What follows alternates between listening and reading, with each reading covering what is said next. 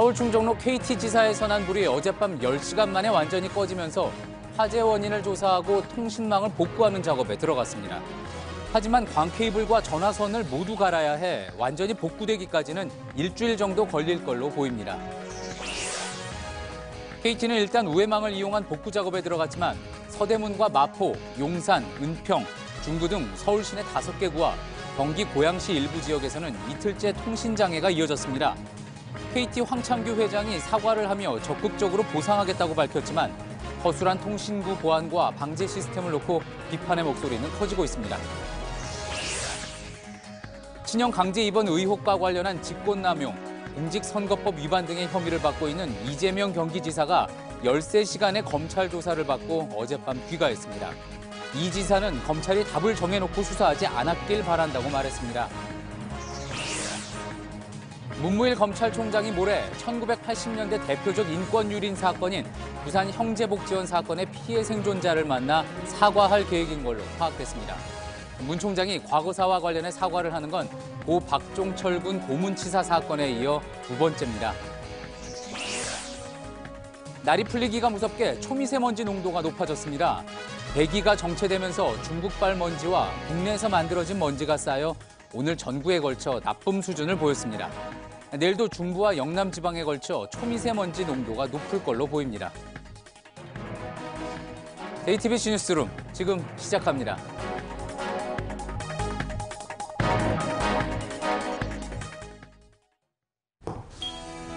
공기청정기가 도로 위로. 내일을 바꾸는 현대수소 전기차. 서울 충정로 KT 건물에서 난 불은 화재 10시간 만인 어젯밤 9시 반쯤 완전히 꺼졌습니다. 화재 원인을 조사하고 통신망을 되살리는 작업이 진행되고 있는데 핵심 설비가 다 타버려서 완전히 복구하기까지는 일주일 정도 걸릴 거란 전망입니다. 서대문과 마포, 용산, 은평, 중구 등 서울 시내 5개 구와 경기 고양시 일부 지역까지 이틀째 통신장애가 이어졌습니다. 상인들은 주말 장사를 망쳤고 촌각을 다투는 경찰과 소방, 그리고 병원까지 업무에 차질을 빚었습니다. 불과 통신구 한 곳의 화재로 서울 주요 지역의 일상이 마비되다시피 한 이번 사태. 무엇이 문제였는지 꼼꼼히 따져보겠습니다. 우선 화재 현장을 연결해 보겠습니다. 홍지용 기자가 나가 있습니다. 자, 홍 기자, 날이 어두워져서 지금도 복구 작업이 진행되고 있을지 모르겠습니다. 지금 상황은 어떻습니까? 네, 제 뒤를 보시면 화재 지점에서 가장 가까운 맨홀은 1차 현장 감식을 마친 뒤 일단 천으로 덮어둔 상태입니다. 그리고 이쪽으로 오시면요. 제 뒤를 보시면 여기 원래대로라면 통신구를 통해서 땅으로 옮겨야 될 광 케이블들을 아현지사 통신실로 바로 잇고 있습니다.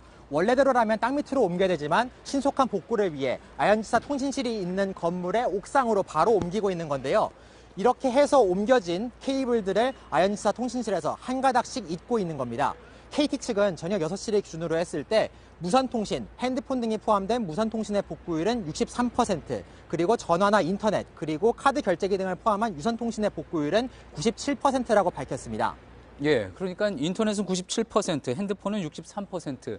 상당히 많은 진척을 보였다는 이야기 같은데, 하지만 오늘도 이제 시내 곳곳에서 전화와 인터넷이 먹통이다, 카드 결제도 되지 않는다, 이런 불편이 끊이지 않았습니다. 자, 이 부분에 대해서도 설명이 있었나요? 예, 그렇습니다. KT 측은 임시 복구가 100% 완료되기 전까지는 불가피하게 통신장애가 발생할 수 있다고 했습니다. 복구율이 어떤 것인지 잠깐 따져봐야 되는데요. 이 복구율이란 것은 유선통신의 경우에는 가입자의 숫자, 무선통신의 경우에는 장비의 대수를 기준으로 따집니다. 그렇게 했을 때 복구율이 63%라고 하면 쉽게 말해 핸드폰 10대 중에 6대까지는 동시에 통신망을 이용할 수 있다는 겁니다. 때문에 7번째로 통신을 이용하는 사람은 갑자기 장애가 겪일 수 있고 문제가 생길 수 있습니다. 때문에 KT는 자정까지 90% 이상 100%를 목표로 임시복구를 마치겠다는 입장이지만 정확한 복구 완료 시점은 아직 예측하기 어려운 상황입니다. 그렇군요. 불이 왜 났는지에 관해서 오늘 1차 합동 감식이 있었죠. 감식 결과가 나왔습니까? 예, 그렇습니다. 경찰과 소방, 한전과 KT는 오늘 1차 합동 감식을 벌였습니다. 합동 감식 결과 경찰은 79m가량이 한 150m 정도 되는 통신구의 구간인데요. 그중에 일부가 불에 탔다고 밝혔습니다. 왜 불이 났는지, 정확히 어디에서 불이 시작돼 얼마나 번진 것까지는 확인이 되지 않고 있습니다. 다만 경찰 관계자는 화재의 규모를 파악했기 때문에 내일은 국가수가 참여하는 현장 정밀 감식을 통해서 화재 연인을 규명하겠다는 계획입니다.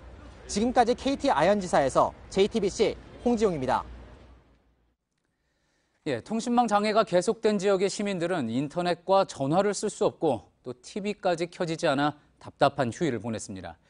경찰의 내부 통신망에도 장애가 나타나 112 신고를 수기로 작성해야 했습니다. 최규진 기자입니다. TV를 켜려고 리모컨을 눌러도 화면이 나오지 않습니다. 셋탑박스 켜봐. 안 돼, 아무것도. 이것도 안 돼. 신호, 신부케 아무것도. 전화기를 들어도 소리가 들리지 않고 연결이 끊깁니다. 이틀째 통신망이 끊기면서 집에서 휴일을 보내려던 서울 마포와 용산 서대문구 시민들은 불편함을 호소했습니다. 특히 KT 휴대폰과 인터넷, IPTV 등을 함께 쓴 경우 불편은 더 컸습니다. 주말에 대부분 TV 자주 보는데 전혀 안 되니까 뭐 할 게 없어요, 진짜. 무슨 일이 일어났는지 뭐 검색하려고 해도 인터넷이 안 되니까 뭐 알 수가 없더라고요. 대학교 도서관은 시험 기간이지만 학생들이 떠나면서 텅 비었습니다. 인터넷이 언제 끊길지 모른다는 불안감에 인근 카페 등으로 자리를 옮긴 겁니다. 본과대학 학생들은 하루하루가 시간이 아깝고 인터넷을 사용하는 시간 자체가 많이 아까울 수도 있는데 112 신고를 받는 경찰도 답답하긴 마찬가지입니다. 내부 전산망이 마비되면서 상황실에서 신고가 들어와도 내용을 확인할 수 없습니다. 그나마 접수된 신고 기록을 수기로 작성하고 전화 대신 무전기를 써서 전달해야 합니다. 신고 떨어진 위치, 신고자 번호, 모든 정보가 거기 있는데 뭐 급한 신고면은 거기서 조금이라도 늦어지면 뭐 총각을 다투는 뭐 사건이나 이런 게 생기면은 좀 늦어질 수가 있죠. 일부 지역에선 무인 택배함과 KT 전기차 충전소마저 작동을 멈추면서 시민들의 예상치 못한 불편은 계속되고 있습니다. JTBC 최기진입니다. 주말과 휴일 대목을 기대했던 상가들은 통신이 마비되면서 그야말로 직격탄을 맞았습니다. 카드 결제가 안 돼 매출이 절반 이상 줄었다는 상인도 있었습니다. 카드사들은 사태가 길어질 것에 대비해 결제망을 다른 통신사로 바꾸는 것도 검토하고 있습니다. 오선민 기자입니다. 계산을 하던 직원이 갑자기 뛰어나갑니다. 5,000원 바꿨어요. 잔돈이 없어서 계속 지금 돈 바꾸러 왔다 갔다 하고 있어요. 그래요? 현금만 받는 장사는 처음이라 거스름돈을 미처 준비하지 못한 겁니다. 매장에 전화를 걸면 바로 끊어져 버립니다. 전화벨도 울리지 않습니다. 매출이 뭐 반 정도가 아니라 거의 80% 이상이 이렇게 떨어지니까 너무 속상하지. 이틀 동안 배달 주문은 한 건도 받지 못했다며 울상입니다. 괜찮으세요? 저 지금 이거 데이터 안 돼가지고. 안녕히 계세요. 죄송해요.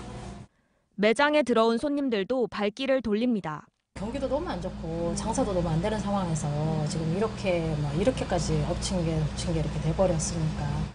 주말과 휴일에 손님이 몰리는 옷가게들도 울상입니다. 근데 계좌이체도 본인이 KT니까 안 된다고 하면서 그냥 가셨죠 뭐.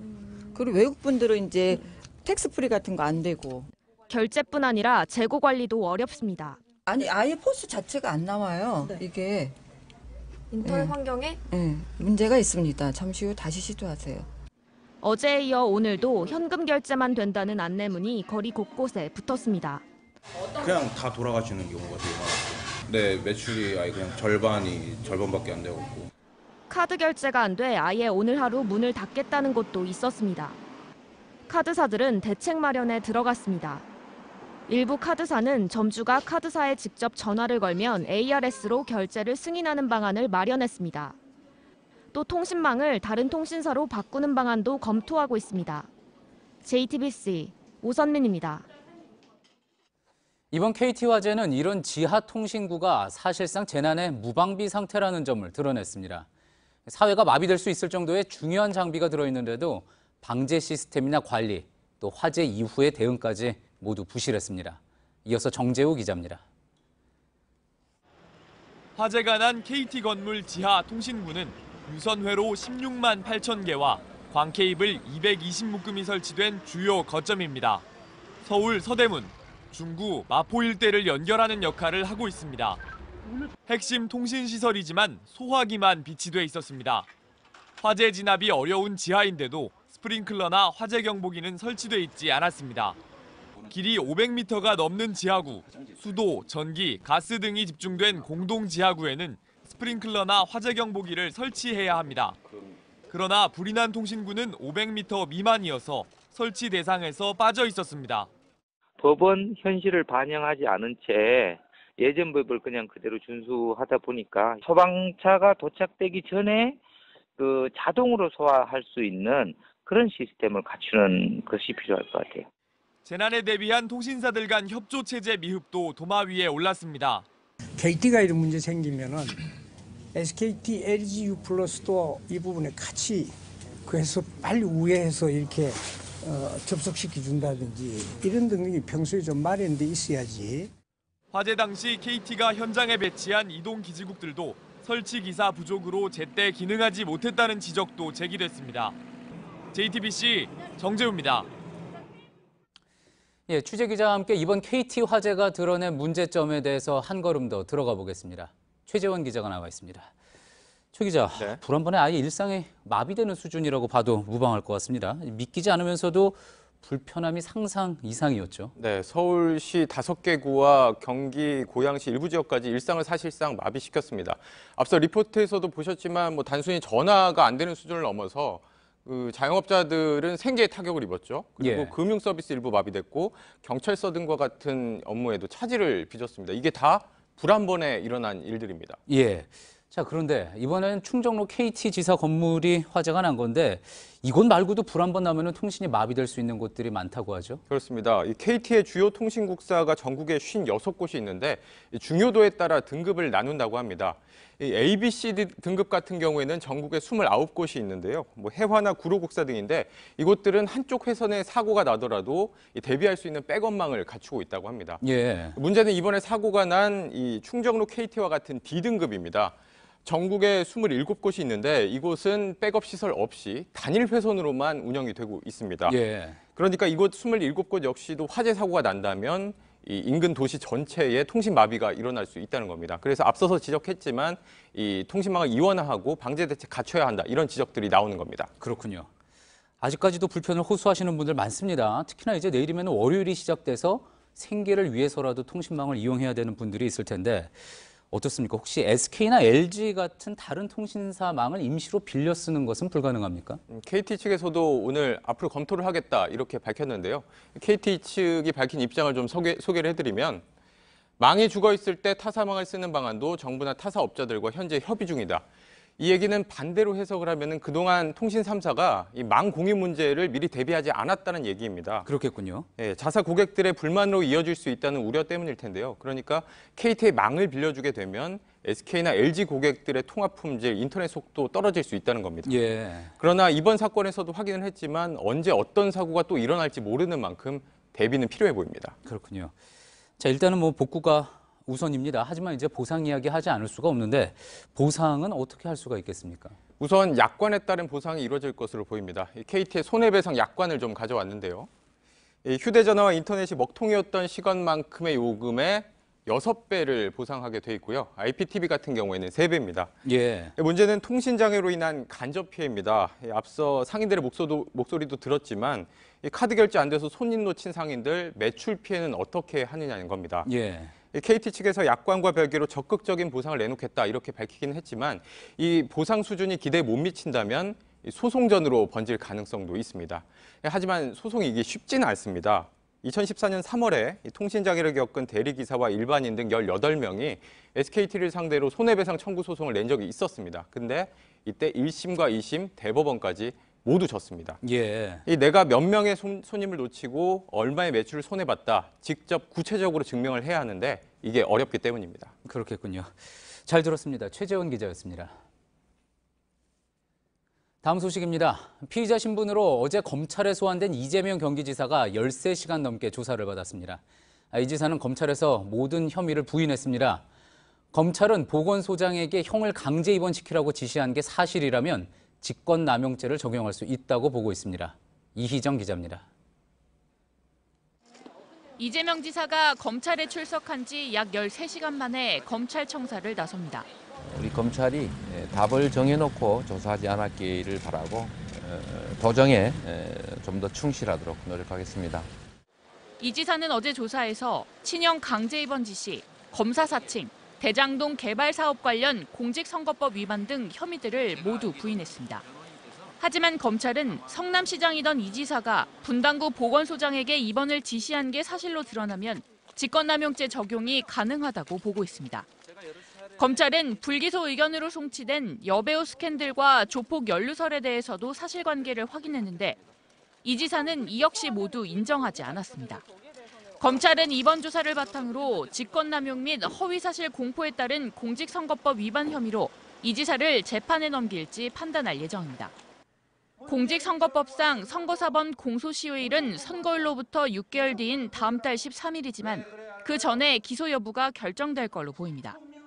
이런 가운데 해경군 김 씨 트위터 계정 소유주로 이 지사 부인 김혜경 씨를 지목해 고발한 이정열 변호사는 사건 분쟁 조정 신청을 이유로 고발 대리인에서 물러난다고 밝혔습니다. JTBC 이희정입니다. 유엔 안전보장이사회에 이어 미국도 남북 간 철도 연결 공동조사를 대북 제재에서 빼주기로 한 걸로 파악됐습니다.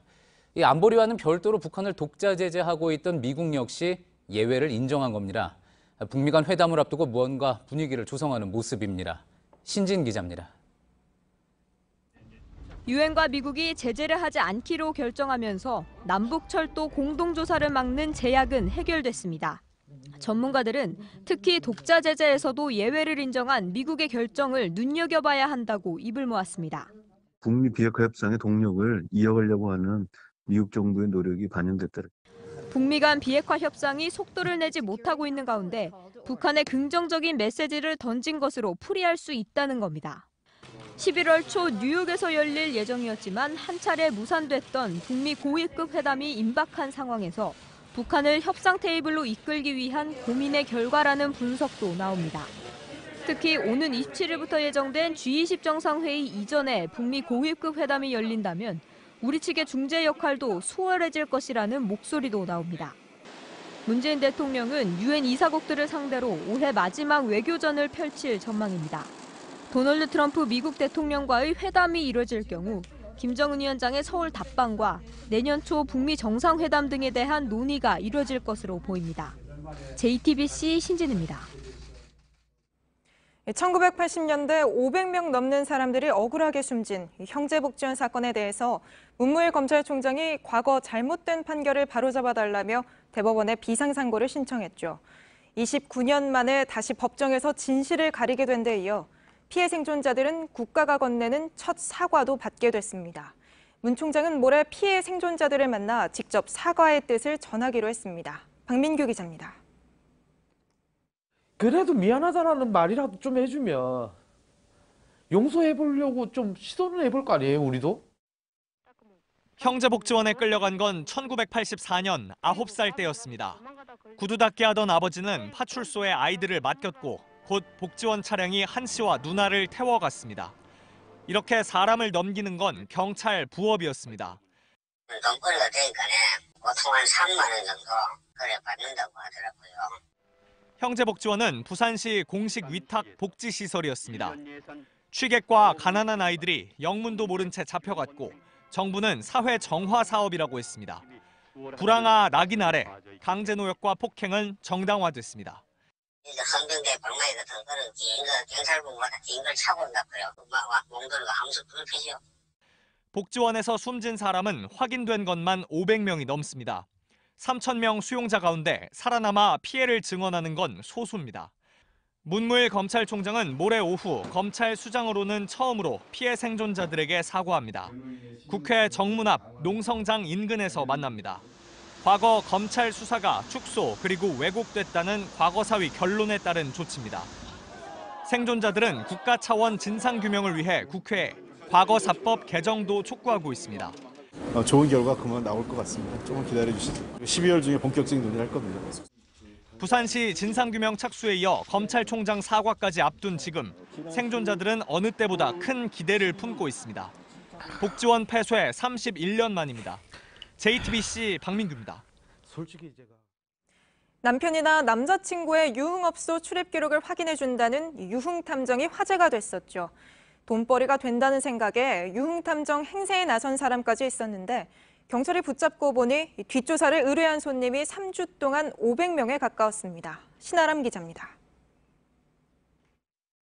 유흥탐정 행세를 하다 경찰에 붙잡힌 33살 정모 씨가 의뢰인에게 보낸 메시지입니다. 의뢰인이 요청한 휴대전화 번호가 어느 유흥업소에 저장돼 있는지 나와 있습니다. 정 씨가 이용한 건 유흥업소 종사자들이 단속을 피하려고 은밀히 만든 업소 출입 확인용 앱이었습니다. 마사지 업소에서 일하던 정 씨는 돈벌이를 찾다가 유흥탐정을 떠올렸다고 합니다. 여성들이 모인 인터넷 카페에 한 건당 3만 원에서 5만 원만 내면 상대방의 불법 성매매 여부를 알려주겠다고 홍보한 것으로 조사됐습니다. 의뢰인을 끌어모으려 도청을 해주겠다는 약속도 했습니다. 남자친구나 남편이 업소에 드나드는 게 아닌가 의심하던 여성 500여 명이 뒷조사를 의뢰했고 정 씨는 2, 3주 새 2,300만 원 가까이 벌어들였습니다. 추적을 피하려고 나중엔 문화상품권으로 거래했는데 관련 수사를 하던 경찰의 꼬리를 잡혔습니다. 경찰은 정 씨를 정보통신망법 위반으로 불구속 입건하고 비슷한 범죄 사례를 추적 중입니다. JTBC 신아람입니다. 오늘 김해공항으로 돌아오던 에어부산 국제선 비행기가 기상 악화로 잇따라 인천공항 등에 임시 착륙했습니다. 일부 비행기 승객들은 6시간에서 7시간 넘게 기내에서 꼼짝하지 못하고 대기해야 했는데요. 승객들은 오랜 대기에 쓰러진 사람까지 있었다고 말했습니다. 이수진 기자입니다. 캄보디아를 떠난 에어부산 항공기가 인천공항에 임시 착륙한 건 아침 8시쯤. 김해공항이 목적지였지만 짙은 안개 등 기상 악화로 기수를 돌렸습니다. 그런데 승객 180여 명이 7시간 넘게 기내에서 대기했다며 불편을 호소했습니다. 일부 승객들은 물과 음식을 제공받지 못했다고 주장했습니다. 당뇨병 환자 등 노약자들이 장시간 대기에 따른 고통을 호소했고 구조대에 실려간 사람도 있다고 전했습니다. 쓰러지시는 분들도 몇 명 계셨거든요. 사람들이 이제 그 항의를 했거든요. 항의를 해서 그러면 바깥바람이라도 좀 쐬어달라. 앞서 대만에서 출발한 또 다른 에어부산 항공기에 탄 승객 200여 명도 같은 이유로 기내에서 6시간 넘게 기다렸다고 전했습니다.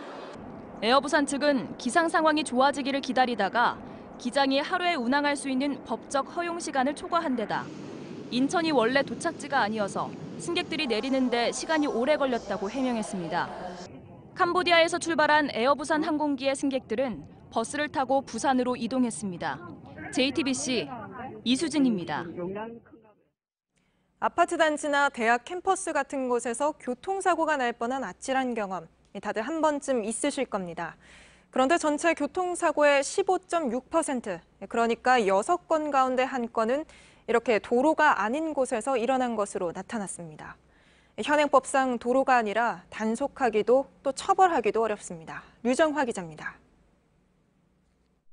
아파트 단지 안으로 들어서자 도로 양옆에 차량이 빽빽이 차 있습니다. 교차로 지점에 서 있는 트럭 앞으로 자전거를 탄 아이가 갑자기 달려와 부딪힙니다. 또 다른 아파트 단지 안 도로. 횡단보도를 건너던 70대 여성이 좌회전한 차량을 보지 못하고 그대로 부딪힌 뒤 쓰러집니다. 이렇게 아파트 단지나 주차장, 대학 캠퍼스 등에선 차와 사람 사이의 교통사고가 자주 일어납니다. 단지 안에서는 차들이 굉장히 쌩쌩 달리거든요. 그래서 유모차 다니거나 아니면 아이들이 단지 안에서 뛰어다니는데 위험하다고 생각된 적이 되게 많았어요. 신호도, 횡단보도도 있지만 형식적인 표시일 뿐 도로교통법상 도로가 아니기 때문에 관련 단속과 처벌이 어렵습니다. 사실 사고가 났을 때 정확한 법적 책임을 물기는 어려운 상태입니다. 도로가 아닌 곳에서 일어나는 사고는 지난 3년간 전체 교통사고의 15.6%, 78만 건에 달합니다. 일반 도로 사고에 비해서도 빠르게 늘어나는 추세입니다. 횡단보도나 보도를 좀 더 설치할 필요가 있고요. 다른 차량이나 보행자를 볼 수 있게 불법 주정차 차량들을 주요 지점에 못 타게 하는. 특히 도로가 아닌 곳에선 음주나 무면허 사고도 많아 관련 규정이 필요해 보입니다. JTBC 유정화입니다. 멸종위기종이자 천연기념물인 산양이 순환을 당하고 있습니다. 차에 치이거나 먹이를 찾지 못해서 계속 죽어나가고 있는데 짓기로 했던 치료센터는 최근 설립이 무산됐습니다. 게다가 산양 집단 서식지가 수렵이 가능한 곳으로 지정되기까지 하면서 보호받지 못하는 걸 넘어서서 사냥당할 위기에까지 처했습니다. 윤두열 기자입니다. 탈진 상태로 쓰러진 채 발견된 이 산양은 구조대에 발견됐지만 결국 숨졌습니다. 마른 풀을 찾아 먹던 이 어린 산양은 폐에 큰 충격을 받고 죽은 채 발견됐습니다. 올무에 걸리거나 교통사고로 죽는 경우도 허다합니다. 4년 전 산양이 자동차에 치여 죽었던 한 국도에선 지난 5월에도 로드킬이 발생했습니다. 경북 울진에는 산양 100여 마리가 서식하는 것으로 알려졌는데 2010년 이후 59마리가 죽거나 탈진한 상태로 발견됐고 대부분 숨을 거뒀습니다. 산양치료센터를 건립하려 했지만 울진군과 문화재청이 운영비를 놓고 옥신각신하다 결국 무산됐습니다. 더 큰 문제는 이 지역이 올겨울 수렵을 할 수 있는 곳으로 허가가 났다는 겁니다. 지난 20일부터 수렵 기간이 시작됐는데 202명이 울진에서 사냥을 하겠다고 신청했습니다. 천연기념물 훼손은 법으로 엄격히 금지돼 있습니다. 하지만 사냥터에선 사냥과 다른 동물을 구별하는 게 쉽지 않습니다. 수렵하는 분들이 사실은 정해져 있는 노루나 이런 애들만 잡는 게 아니잖아요. 천연기념물 사냥이 굶어 죽고 차에 치여 죽는 것도 모자라 이제는 사냥을 당할 수도 있는 처지에 놓였습니다. JTBC 윤두열입니다.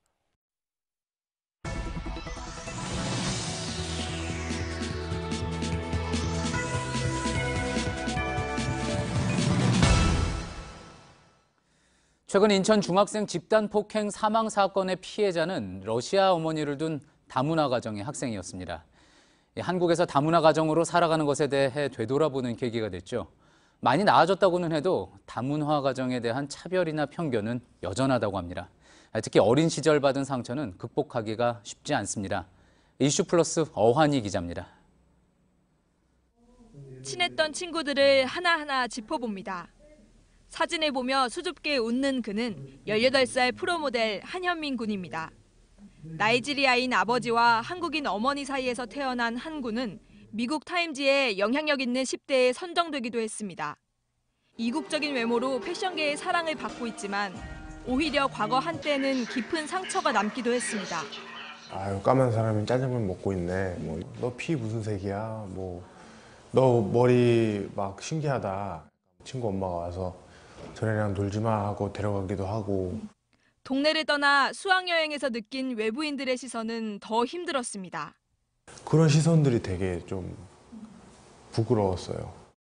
나는 여기서 태어났고 다 똑같이 남들과 똑같이 살았는데 나는 왜 이런 놀림을 받아야 되지? 20년 동안 한국에서 지낸 러시아 출신 마스로바 이나 씨는 최근 초등학생 딸의 말을 듣고 놀랐습니다. 머리 색깔이 약간 갈색 빛이 나거든요. 그래서 엄마 나 검정색으로 해주면 안 되겠어? 염색을 해달라고 하는 거예요. 러시아어 먼저. 당장은 친구들과 잘 지낸다고 해도 안심할 수는 없습니다. 중학교 때 애들이 너무 많이 당하기 때문에 이제 사춘기도 올 거고 따돌림을 하든가 당하지 않을까 걱정은 미리 하고 있어요.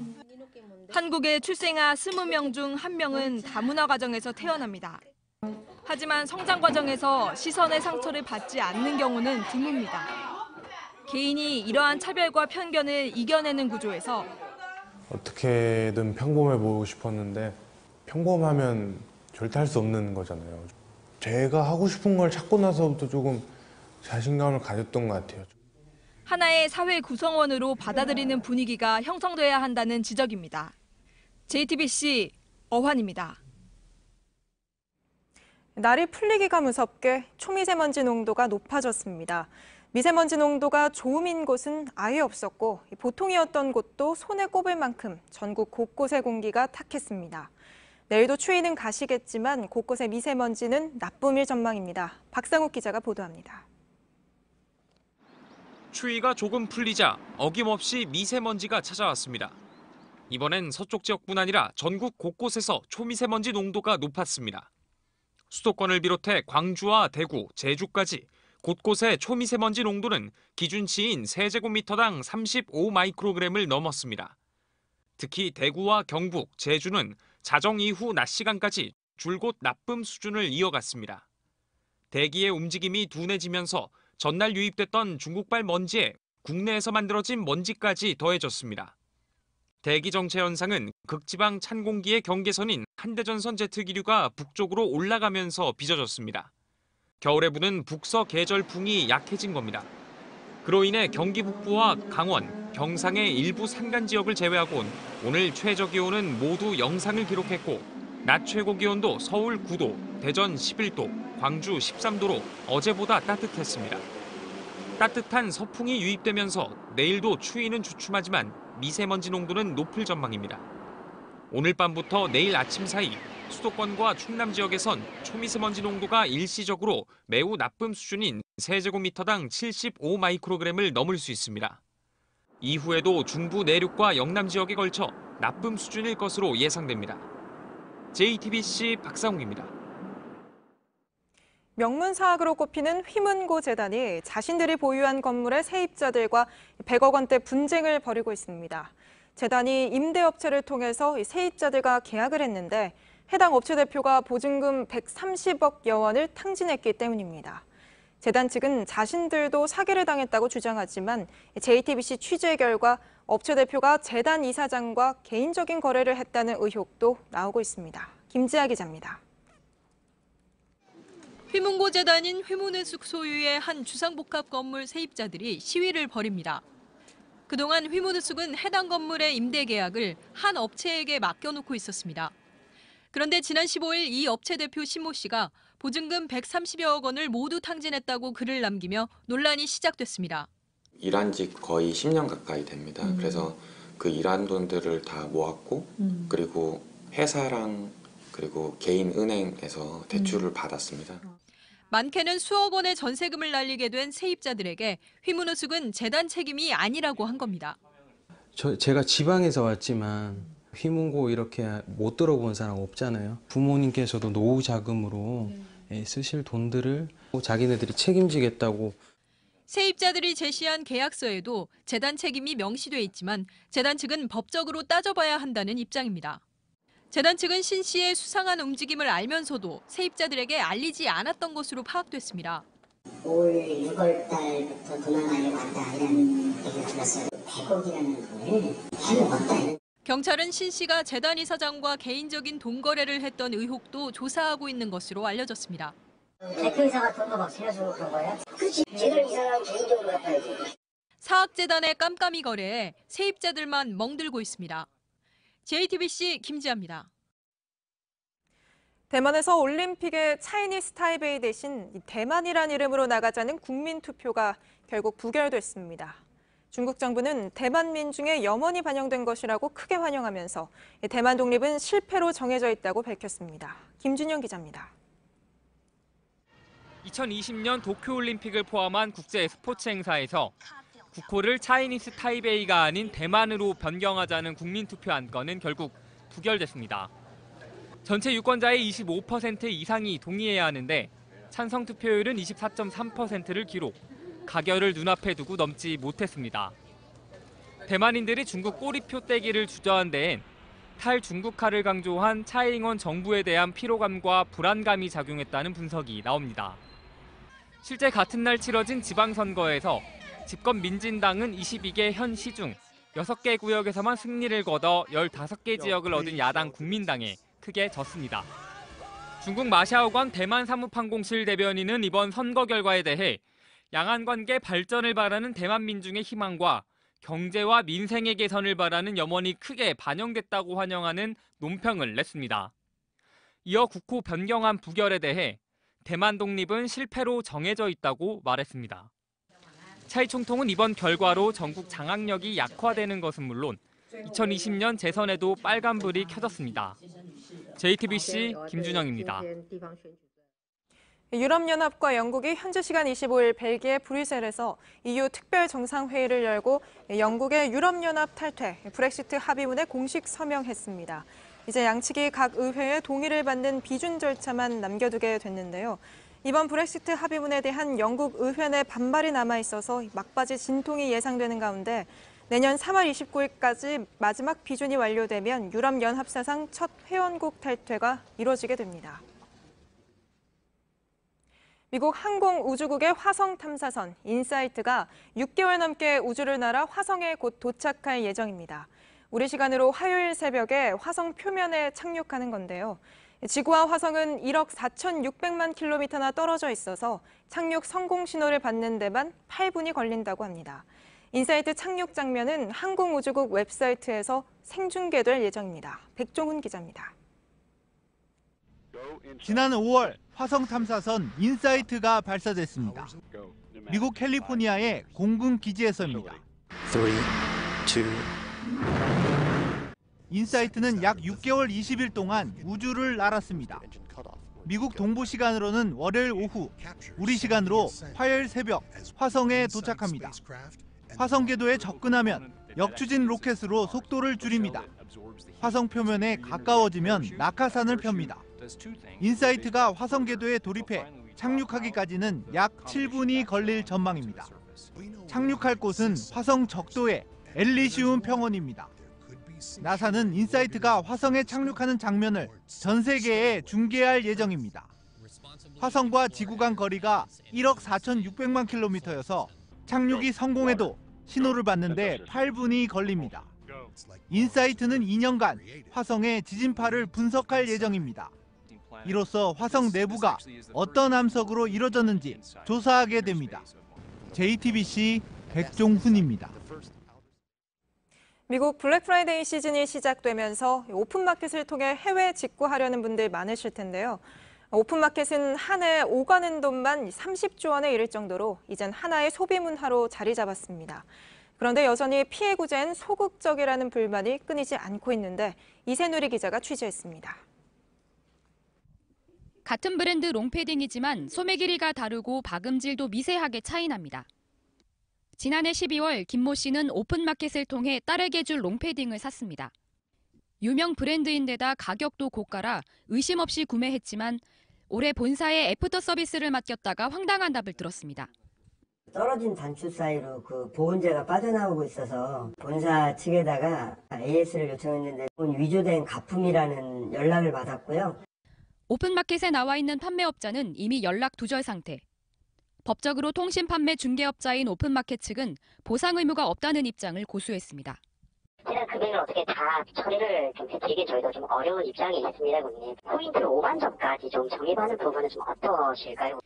오픈마켓과 소셜커머스 등 온라인 상거래 피해 건수는 올해 지난달까지만 9천 건에 육박하며 계속 늘어나는 추세입니다. 피해가 늘면서 공정거래위원회는 필요할 경우 오픈마켓에도 책임을 지우는 쪽으로 법 개정을 검토 중입니다.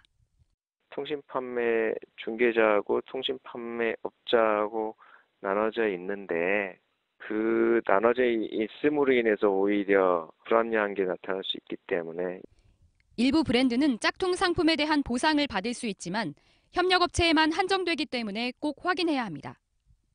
피해가 발생하면 추가 피해를 막기 위해 공정위나 소비자원에 바로 신고하는 게 좋습니다. JTBC 이세누리입니다.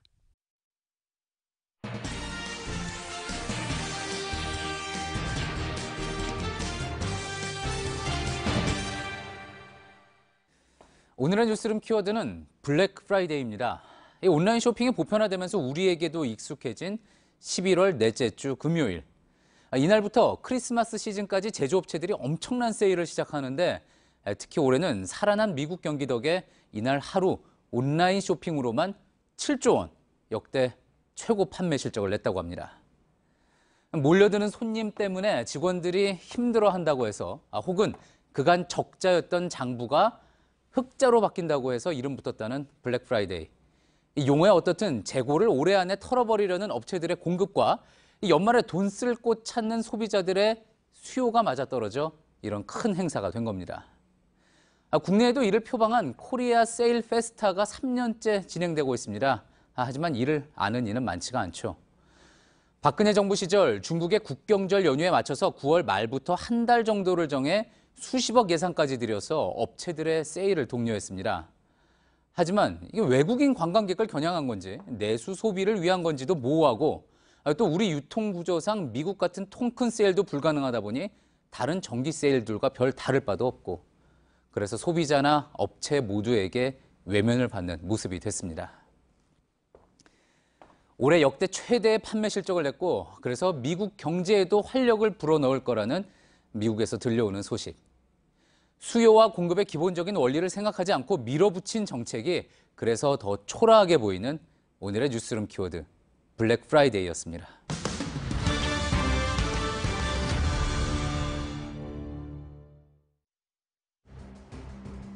유류세 인상으로 시작된 프랑스의 이른바 노란 조끼 시위가 반정부 시위로 번지고 있습니다. 현지 시간 24일 전국에서 열린 2차 시위엔 10만 명 넘는 사람들이 모였는데 일부 시위대는 대통령 퇴진을 외치면서 보도블록을 뜯어던지기까지 했습니다. 경찰은 파리 도심인 샹젤리제 거리에 최루탄과 고무탄, 물대포를 동원해 진압에 나섰고 시위대 130여 명을 연행했습니다. 잉글랜드 프로축구 토트넘의 손흥민이 올 시즌 정규리그 첫 골을 터뜨렸습니다. 첼시와의 홈경기에 선발 출전한 손흥민은 2대0으로 앞선 후반 9분 50m를 혼자 달린 뒤 쐐기골을 넣었습니다. 이번 골은 손흥민의 토트넘 통산 50번째로 토트넘은 첼시를 3대1로 이기며 리그 3위에 올랐습니다. 장애인에게 돈을 주고 명의를 빌린 뒤 아파트 특별 공급 분량을 당첨받아 거액을 챙긴 일당이 붙잡혔습니다. 이들은 2015년 5월부터 2년 6개월 동안 이렇게 당첨된 아파트 16채를 되팔아서 3억 7천만 원의 부당이익을 챙겼습니다. 경찰은 총책 하모 씨를 구속하고 같은 농아였던 이들을 꼬드겨 장애인 증명서 등을 건네받는 역할을 한 모집책과 브로커 등 3명을 불구속 입건했습니다. 경찰이 주차장 쓰레기 더미에 신생아 시신을 유기한 20대 산모에 대해 구속영장을 신청했습니다. 지난 22일 전북 익산의 자택에서 갓 낳은 아기를 화장실 변기에 방치해 숨지게 한 뒤 시신을 집 앞 쓰레기 수거장에 유기한 혐의입니다. 이 여성은 경찰 조사에서 동거 중인 남성이 알아챌까 봐 아기의 시신을 숨겨뒀다고 진술한 것으로 전해졌습니다.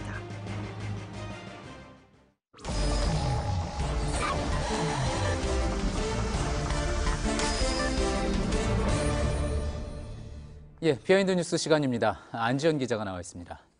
안 기자, 첫 번째 키워드부터 열어볼까요? 네, 첫 키워드는 셀프 디스입니다. 예, 셀프 디스라고 하면은 자기 스스로를 깎아내리는 그런 이야기잖아요. 네, 맞습니다. 그러니까 디스가 상대방을 깎아내리는 거라면 셀프 디스는 말 그대로 스스로를 깎아내리는 겁니다. 정치권에서도 이 셀프 디스를 하곤 하는데 최근에는 민주당 최재성 의원이 셀프 디스를 시도했는데요. 이는 영상으로 한번 살펴보시죠. 예. 당대표 떨어지고 당구선대 초박진 내 기분을 니들이 알아? 예, 이 키워드 화면에 나온 이 복면의 주인공이 최재성 의원이었던 거군요. 맞습니다. 예, 많이 본 모습입니다. 시청자 여러분들도 익숙할 것 같은데요. 네, 그래서 영상을 다시 한번 보시면 최근 래퍼 마미손의 보시는 것처럼 소년 점프를 패러디해서 여당 점프로 바꿔서 부른 겁니다. 예. 보시는 것처럼 소년 점프와 여당 점프 제목까지 이렇게 패러디한 건데요.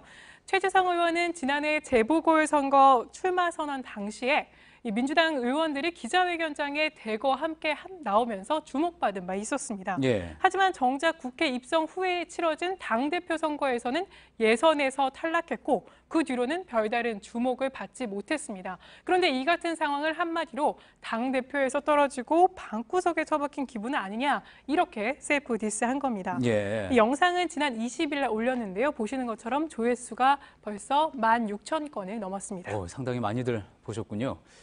저 핑크색 복면을 어디서 구했는지도 궁금하기도 합니다.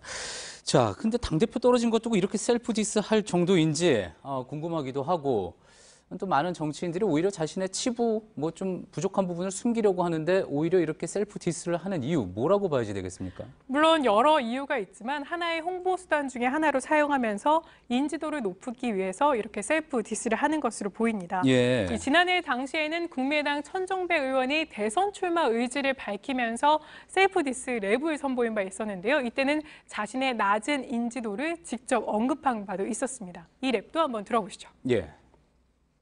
실례지만 그대 성함이 뭔지 내 이름은 천정배. 아직도 모르다니 너무 섭섭해. Yeah, 모를 수밖에 듣기론 국회의원 이러던데 정확히 뭘 하고 있고 뭘 하려 하죠? 궁금하지도 않아. 나 대통령 후보야. 대선 출마도 선언했다 이거야. 예, 보통 셀프 디스는 저렇게 딱 랩을 통해서 하는 모양이군요. 자, 그런데 효과가 궁금합니다. 이 셀프 디스를 한 효과가 어느 정도라고 볼 수 있겠습니까? 저희가 살펴보니까 그건 경우에 따라서 좀 달랐습니다. 이 손학규 바른미래당 대표는 지난해 2월 자신의 페이스북에 이런 포스터를 올린 바 있었습니다. 인생은 타이밍이다. 손학규가 결단하는 날엔 무언가가 터지는 우픈 현실, 이렇게 하면서 울고 있는 자신의 모습을 포스터로 올린 바 있었습니다. 예, 과거에 저희 비하인드 뉴스에서도 종종 소개를 했었습니다. 맞습니다. 그런데 이 포스터가 올라오자마자 이 측은한 이미지를 잘 세웠다, 이런 평가가 나오면서 셀프 디스 자체는 굉장히 효과적이었다, 이런 반응이 많이 나왔습니다. 예. 이런가 하면 2016년 총선을 앞두고 당시 새누리당에서는 김무성 의원이 셀프 디스 영상을 올린 바 있었습니다. 예. 영상을 보시면 무성이 옥새 들고 나르샤 이렇게 하면서 당시 옥새 파동 논란을 정면으로 언급했는데, 이 영상에 대해서는 반성의 모습이 보이지 않는다, 이런 비판적인 목소리가 나오기도 했었습니다. 예. 자, 그래도 물론 셀프 디스, 워낙 정치권에서는 자랑 일색인 상황에서 분명히 눈에 띄게 하는 효과는 있는 것 같습니다. 다음 키워드로 한번 가볼까요? 네, 다음 키워드는 흉상 논란입니다. 예, 누구의 흉상이 논란이 되고 있는 겁니까? 네, JP 김종필 전 국무총리의 흉상이 논란이 되는데요. 자유한국당 정진석 의원이 어제 오후에 페이스북에 이런 글을 올렸습니다. 제막식이다, 흉상 제막식이다고 했는데, 보시는 것처럼 김종필 전 국무총리의 흉상 제막식의 사진을 이렇게 올린 겁니다. 예. 자, 공주고, 충남 공주고라고요? 김종필 전 총리의 모교이기도 한 모양이군요. 네, 맞습니다. 그런데 이 김종필 총리의 이 흉상 제막식이 열릴까지는 우여곡절이 참 많았습니다. 90% 넘는 재학생들이 이 흉상 건립을 반대했기 때문인데, 현재 학교 학생들이 흉상 건립을 반대한 겁니까? 네, 거의 대다수의 학생들은 반대를 한 겁니다. 총동문회가 추진을 했던 건데요. 예. 보시는 것처럼 학생들은 JP 흉상 설치를 반대한다, 또 JP를 보고 배우도록 해도 될까, 이런 식으로 반대를 피력한 바 있었는데요. 그러니까 김 전 총리가 5.16 쿠데타와 한일 협정에 직접적인 관련이 있는 분이고, 그렇기 때문에 공주고 학생들의 자부심을 지켜달라며 이렇게 건립 반대 의사를 밝혔던 겁니다. 그렇군요. 앞서 정진석 의원 페이스북에서 제막식은 했다고 했잖아요. 그러면 흉상 어떻게 됐습니까? 세워졌습니까? 그러니까 흉상 제막식은 했지만 이 건립은 무산이 된 겁니다. 예. 장초 이 총동문회의 계획대로 라면 교정 동문 동산에 건립할 예정이었으나 야외에 두진 않고 흉상을 제작했던 곳으로 다시 보관한다고 합니다. 예, 그렇군요. 자, 그건 꼭 이번뿐만이 아니라 정치인의 흉상이나 동상, 항상 어떤 이런 정치적인 논란에서 자유롭지 못했던 것 같습니다. 네, 맞습니다. 반기문 전 유엔 사무총장의 경우에도 그랬는데요. 보시는 것처럼 이 산자의 동상이다, 이렇게 해서 논란이 되기도 했지만, 이후에 반 전 총장이 대선에 출마 후보를 하면서 출마 행보를 보이면서 동상을 둘러싼 선거법 위반 논란까지 일었던 바 있었습니다. 예, 그렇군요. 잘 들었습니다. 비하인드 뉴스 안지연 기자였습니다. 눈이 보이지 않는 사람이 그림을 그리고 영화를 본다. 비장인의 시선으론 의아할 수도 있을 겁니다. 눈으로만 볼 수 있는 세상의 편견을 깨고 예술과 만나는 시각장애인들이 늘고 있습니다. 본다는 게 뭘까? 다시 생각하게 하는 이들을 강나연 기자가 만나봤습니다. 그저 회색의 커다란 동물인 줄만 알았습니다. 그런데 이곳의 코끼리들은 다릅니다. 난생 처음 살아있는 코끼리를 직접 만져본 시각장애인 학생들. 눈이 아니라 손과 귀로 보고 만든 코끼리는 훨씬 개성이 넘칩니다. 신현빈 군도 시각장애인을 위한 이 미술 교육을 통해 화가라는 꿈을 꾸게 됐고 이번 입시에서 미술대학에 합격했습니다. 다른 사람들이 눈 하나로만 그 그림이나 어떤 작품에 이렇게 뛰어든다면 저는 손이라는 눈과 조금 불편하거나 힘든 눈일지 몰라도 많은 것들을 볼 수 있게 해주는 소중한 눈이기 때문에. 지휘자의 손짓에 따라 선율을 맞추는 오케스트라에서도 시각장애인과 협연이 가능해졌습니다. 지휘자의 움직임이 시각장애인의 몸에 착용한 센서에 진동 형태로 옮겨집니다. 눈이 보이지 않아도 비장애인과 함께 영화를 볼 수 있습니다. 휴대폰에 깔린 프로그램으로 영화 속 장면 해설이 그대로 전해집니다. 단순히 눈으로 보는 것이 아니라 영화의 그 환경, 소리와 그 주변의 관객들, 분위기까지 다 흡수하는 것이 영화를 보는 관람이라고 생각을 합니다. 또 다른 눈으로 보고 만나는 예술이 세상의 편견을 조금씩 허물고 있습니다. JTBC 강나현입니다. 월요일인 내일은 전국이 대체로 맑은 가운데 따뜻한 서풍이 유입되면서 낮 최고 기온은 평년보다 조금 높겠습니다. 다만 중국발 미세먼지와 함께 국내 미세먼지가 쌓이면서 내일 수도권 등 중서부 지역 대부분과 대구, 경북 등에 걸쳐 미세먼지 농도는 나쁨 수준일 전망입니다. 예, KT 화재와 관련해 조금 전 들어온 소식이 있습니다. KT가 통신구 화재로 피해를 입은 유무선 가입 고객들을 대상으로 1개월 요금을 감면해주겠다고 밝혔습니다. 그러니까 최근 3달간 낸 요금의 평균치만큼을 깎아주겠다는 이야기입니다. 또 소상공인에 대한 피해 보상은 별도로 검토하겠다고 밝혔습니다. 네, 저희가 준비한 소식은 여기까지입니다. 시청해주신 여러분 고맙습니다.